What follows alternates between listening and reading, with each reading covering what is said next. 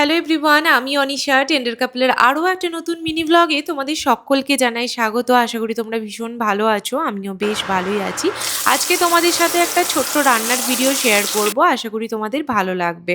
আজকে শেয়ার করছি একটা চিংড়ি মাছের প্রিপারেশন, যেটাকে আমি চিংড়ি মাছের মালাইকারি একদমই বলবো না। তার কারণ হচ্ছে চিংড়ি মাছের মালাইকারি বানানোর জন্য যে যে ইনগ্রিডিয়েন্টসগুলো দরকার পড়ে আমি সেগুলো সব কিছু ইউজ করিনি। আমি আমার মতো করে যেগুলো আমার হাতের কাছে ছিল সেগুলো দিয়ে বানিয়েছি। আমি একটা পেঁয়াজ, আদা, রসুন, টমেটো, কাঁচা লঙ্কা দিয়ে একটা পেস্ট বানিয়েছি। মানে বেসিক মশলা হিসেবে আমি এটাকেই ইউজ করেছি। তাছাড়া হাতের কাছে নারকেল ছিল, তাই নারকেলটাকে প্রথমে পেস্ট করে নিয়ে আমি সেটার দুধ বার করে নিয়েছি। আর মশলা কষিয়ে মাছটা ভেজে আগে থেকেই তুলে রেখেছিলাম। তারপর মশলা কষানো হয়ে গেলে সেই নারকেলের দুধটাও আমি মশলার সাথে অ্যাড করে দিয়েছি। আর তোমরা কি এটাকে মালাইকারি বলতে পারো? আমি জানি না এটাকে মালাইকারি প্রপার বলা যায় কিনা।